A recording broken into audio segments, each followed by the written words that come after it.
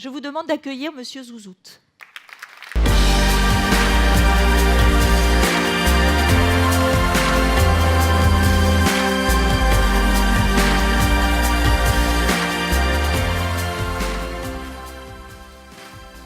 Membres de la direction, professeurs, anciens élèves, parents, amis et surtout vous, jeunes diplômés, félicitations.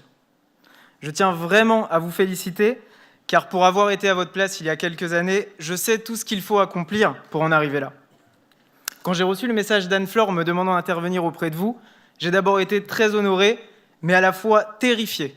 Mais c'est sans réfléchir que j'ai accepté l'invitation.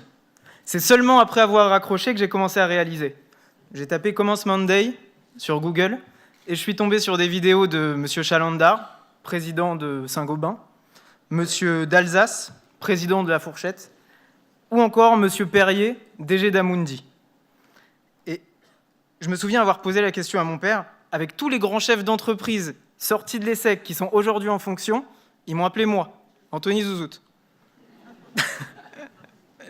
Donc en prenant un peu de recul, j'ai réalisé que ce genre de situation a rythmé ma vie aussi bien personnelle que professionnelle. Ceux qui me connaissent bien savent à quel point je suis mal à l'aise quand il s'agit de parler de moi, mais peu importe que la situation me convienne ou alors que je corresponde aux critères exigés, j'ai toujours gardé en tête que face à un challenge, il faut d'abord répondre oui et apprendre comment le faire ensuite. En 2009, quelques mois après l'ouverture de ma première société, un label de musique qui ne marchait d'ailleurs pas du tout, j'ai reçu un appel de la part d'un de mes contacts chez TF1 qui pensait, je ne sais pas pourquoi, que j'étais dans la communication. Et la conversation a été très brève. « Oui, salut Anthony, notre prestat objet publicitaire nous a lâché, tu fais bien ça dans ton agence ?» Encore une fois, c'est sans réfléchir que j'ai répondu oui. Je n'avais aucune idée de ce qu'était la communication. Je n'avais pas du tout d'idée de ce qu'était que le marketing hors média, aucun contact fournisseur, bref, tout pour réussir. Et surtout, pas de quoi honorer une première commande. Mais mon entreprise ne réalisait pas de chiffre d'affaires. Donc cet appel de la part de TF1, il fallait que je puisse l'honorer et que je fasse de TF1, cette grande entreprise, mon premier client. Ça a été très difficile au début, mais je n'avais pas peur de l'échec, parce que pour moi, l'échec fait vraiment partie du process de réussite. Regardez par exemple Walt Disney, qui a été viré du magazine où il travaillait pour manque d'inspiration, manque d'idées originales. Michael Jordan, légende du basketball, viré de son équipe de basket au lycée. Ou encore plus récemment Jack Ma, qui n'a même pas été sélectionné en tant que caissier chez KFC et qui aujourd'hui est à la tête d'Alibaba.com.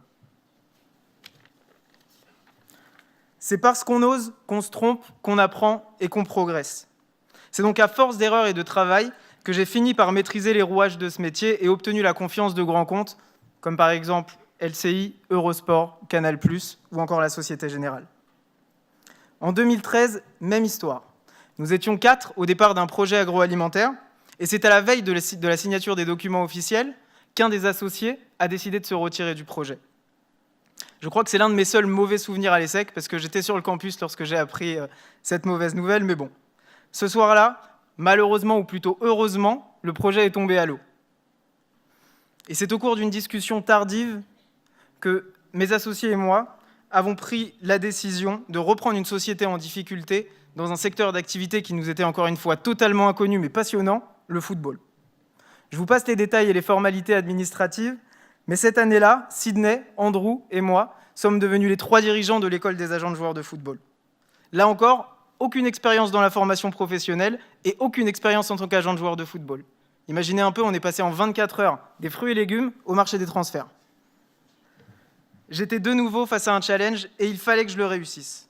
Et aujourd'hui, presque 5 ans plus tard, nous voilà leaders sur le marché français avec 6 écoles et plus de 300 étudiants par an.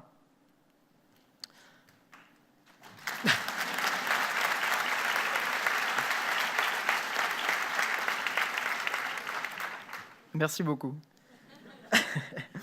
Mon passage à l'ESSEC en 2012 est à l'image de ces situations.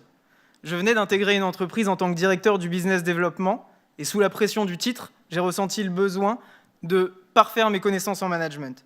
J'ai donc voulu intégrer un programme exécutif complet, ouvert sur l'international au sein d'une institution de renom. J'ai exposé mon projet de formation à mon employeur de l'époque qui a gentiment accepté et j'ai ensuite commencé mes démarches d'inscription.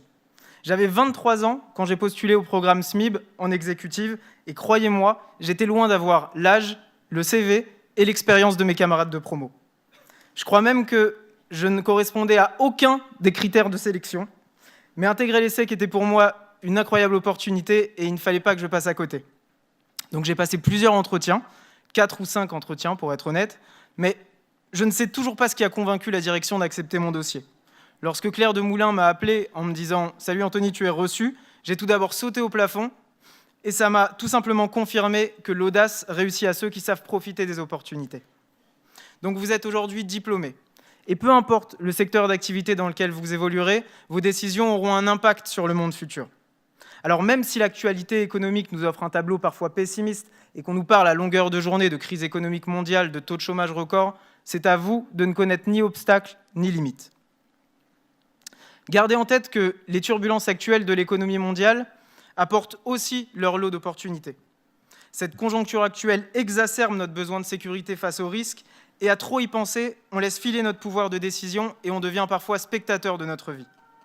La réalité est bel et bien là et il faut l'accepter. Refuser de l'accepter, c'est perdre le combat avant même de l'avoir commencé. Alors regardez au-delà des gros titres. Étudiez les situations en détail. Affirmez votre intégrité, votre vision et votre imagination face à ceux qui tenteront de vous décourager. Nous naissons tous avec des exigences intérieures et ne pas les suivre, c'est mourir, alors osez. Oser, c'est sortir de sa zone de confort.